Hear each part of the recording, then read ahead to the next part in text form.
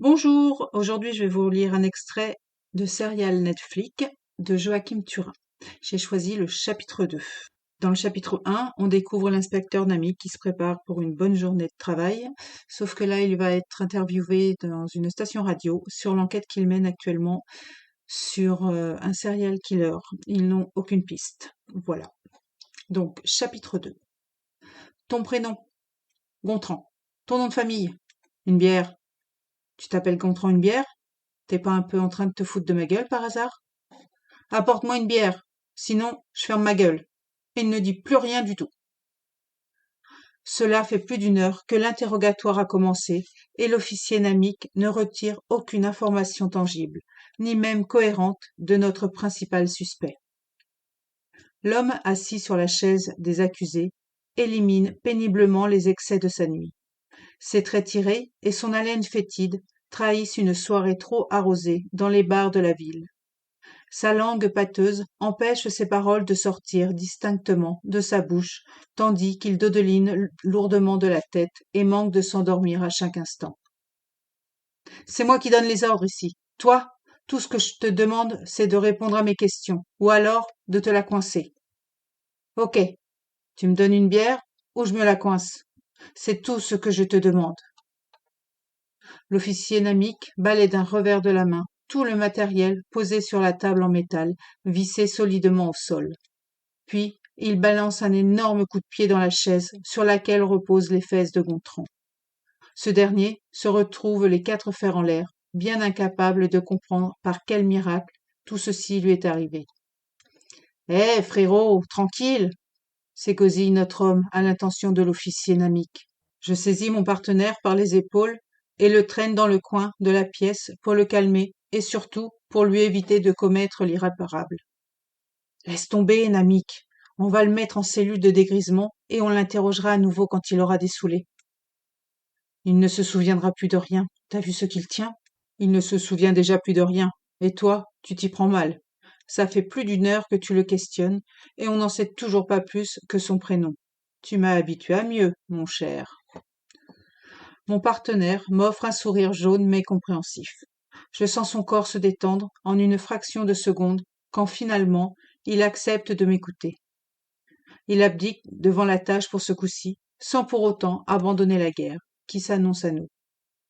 Gontran, va retrouver tes esprits avec mon collègue et reviens dans un état convenable. Et ma bière? Une super bock m'ira très bien. Casse-toi, je ne veux plus te voir ici pour le moment.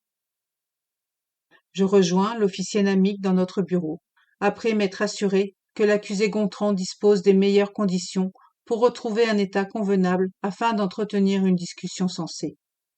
Dans son état d'ébriété avancé, notre suspect ne nous est guère utile. Je suis d'avis qu'il vaut mieux attendre plusieurs heures pour avoir des aveux qui tiennent la route. La nuit dernière, le voisinage du square public s'était plaint, à maintes reprises, d'une activité anormalement bruyante dans le parc. Au téléphone avec les riverains, nous avions, dans un premier temps, plaidé la tolérance avant de nous rendre sur place, l'officier Namik et moi-même. Bien mal nous en a pris de vouloir être permissifs et trop gentils. En raison de notre nonchalance, nous devrons dorénavant justifier à notre hiérarchie les raisons de notre intervention trop tardive ainsi que de la présence d'un pochetron et d'une victime non identifiée sur les bras de notre section, croulant déjà sous les affaires en cours. Reprenons les faits, tu veux bien? J'acquiesce en espérant que ma collaboration apaisera mon collègue encore tremblant de rage. Primo, les voisins se plaignent du bruit. Exact. Secondo, nous nous rendons sur place et trouvons un Gontran inerte sur un banc, à côté d'un corps mutilé et tondu, que nous devons maintenant identifier au plus vite. Mon cher Namik, tout est absolument correct. Tertio, ne joue pas au congeant, c'est pas le moment. Je rattrape ma bêtise en ajoutant un point supplémentaire au déroulement des faits. Quand nous pénétrons dans le périmètre restreint, 3 autres personnes se font la malle. Il y en avait d'autres? On le saura quand l'ivrogne se réveillera, s'il s'en souvient évidemment. Sur mes mots, l'officier Namik se volatilise hors de notre bureau en 4e vitesse, sans me donner la raison de son départ précipité. Je patiente un instant qui me paraît interminable, lorgnant sur la porte pour le voir enfin revenir. Je mets à profit ce moment de solitude pour noter, au stylo feutre, toutes nos constatations sur l'imposant tableau blanc accroché au mur. Je recule d'un mètre pour contempler mon travail. À Hollywood, dans les films, les super flics résolvent brillamment leurs enquêtes grâce à ce fameux tableau blanc présent dans toutes les scènes captées par les caméras. Je relativise objectivement mon talent en découvrant mon travail griffonné avec maladresse, juste avant de dire pour moi-même: eh bien, ce n'est pas aujourd'hui que tu vas sauver le monde. Triste vie. Je suis encore à ces réflexions quand mon coéquipier déboule dans la pièce, les bras chargés d'un carton de bière. Il veut une Superboc, il va l'avoir, ce connard. Même deux si ça lui chante. Je vais lui soigner sa gueule de bois, c'est moi qui te le dis. Dans une petite ville comme Montaix, la nouvelle d'une découverte macabre s'embrase comme une traînée de poudre. Nos téléphones sonnent sans discontinuer, quand bien même nous sommes au plus profond de la nuit.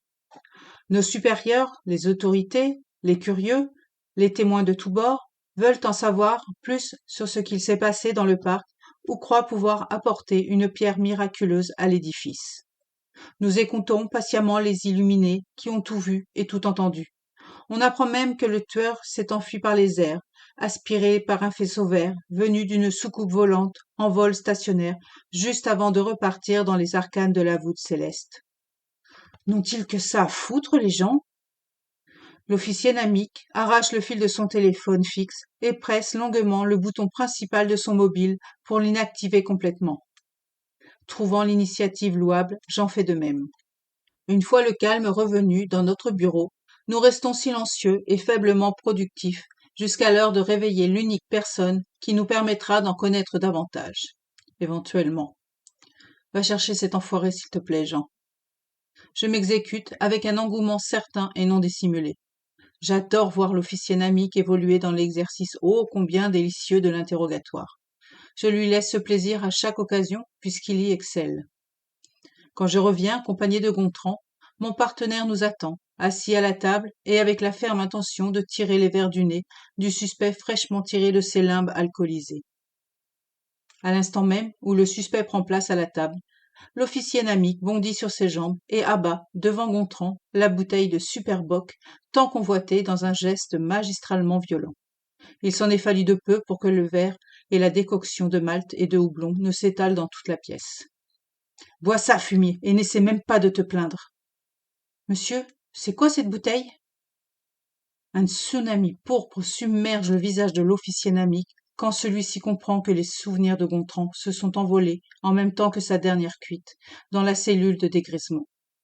Mon coéquipier serre ses poings jusqu'à s'en faire blanchir les jointures, puis hausse les épaules dans une inspiration profonde, suivie d'une expiration bruyante.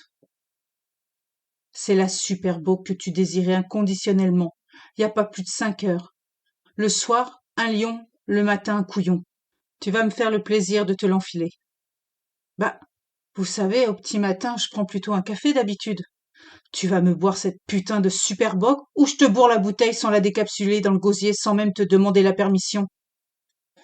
Sous la menace grandissante et réelle, Gontran saisit la bouteille brune et en dévisse la capsule, faisant mousser et déborder le contenu dans une coulée de lave blanche et globuleuse, dans une moue d'écœurement et de dégoût, sans même y goûter. En observateur averti, je prédis que le courant ne passera jamais entre ces deux coqs fiers autant que glorieux et décide de suppléer à mon collègue en prenant le commandement des opérations. Je m'impose entre l'officier Namik et Gontran, repoussant l'un et fixant l'autre dans ses yeux épuisés et vitreux. Quand on est arrivé à proximité du banc que vous squattiez, 3 mecs ont pris la poudre d'escampette. Qui était-il? Riri, Fifi et Loulou, je présume. Je sens une vague écarlate, dévastatrice, submerger mon visage et passe par ma colère en serrant mes poings jusqu'à m'en faire mal. Je hausse les épaules dans une inspiration profonde, suivie d'une expiration bruyante. Ok, très bien. Et l'homme sans vie à tes côtés, c'était qui? Ce cher Donald, sans aucune hésitation? Voilà. Gontran a bel et bien dessoulé, mais n'a rien perdu de son arrogance. Il ne doute de rien et ne se gênent pas pour affronter directement 2 flics aguerris dans leurs propres locaux. Son toupet m'exaspère, et je décide qu'il est désormais temps de raccourcir les festivités. Tu l'auras bien cherché. Je ne vais rien te cacher et y aller tout de go. Tu es le seul suspect de cette affaire. On te retrouve complètement jeté et accompagné d'un homme mort. Y a pas de témoin, y a pas d'autre coupable. Y a que toi, et tu as la gueule de l'emploi. C'est propre, c'est net. On te coffre pour les 15 prochaines années. Il ne nous en faut pas plus. Tu es le pain béni de notre affaire. Attendez, attendez! Quand on est arrivé sur place, le mec chauve était déjà là, il dormait profondément. Gontran retrouve instantanément la mémoire et se montre très vite bavard et précis quant au déroulement de la nuit dans le square public. Le mec piquait un roupillon sur le banc. On lui a demandé si on pouvait s'asseoir avec lui, mais il ne nous a pas répondu. J'encourage notre prévenu à poursuivre d'un large signe de la tête. Il en tenait une bonne, apparemment. Il n'a pas non plus bougé le petit doigt quand on a poussé le volume de la sono à fond. Évidemment qu'il n'a pas bougé. Il était mort. Peut-être, mais on n'en savait rien à ce moment-là. On avait fumé de la bonne, on était complètement à l'ouest. Ça nous faisait marrer de lui péter les oreilles sans qu'il ne réagisse. On est resté là, à fumer et à boire. Les voisins gueulaient par les fenêtres, on les envoyait chier. C'était une soirée cool, comme on n'en fait pas assez souvent. Une soirée cool, tu dis. Emmerder le monde. Drôle de vision de la vie. On a déconné. Vous voyez ce que c'est, non? On se pète le ciboulot et ensuite on fait des choses pas hyper intelligentes. Je confirme. Dans le futé, on a déjà fait mieux. Quelques heures se sont écoulées, je sais pas, 2, peut-être 3, et j'ai dû m'endormir. Du grand trou noir de mon cerveau, je ne me souviens uniquement de m'être réveillé dans votre saloperie de cellule frigorifiée. Gontran nous conte le déroulement de son escapade urbaine avec force détail, en ne déviant pas d'un seul iota sur la présence du corps inanimé retrouvé à ses côtés. Ce type était déjà là quand on est arrivé, bordel. Voilà le début de l'enquête. Je vous suggère de vous procurer Serial Netflix de Joachim Turin. Il est vraiment top. À bientôt!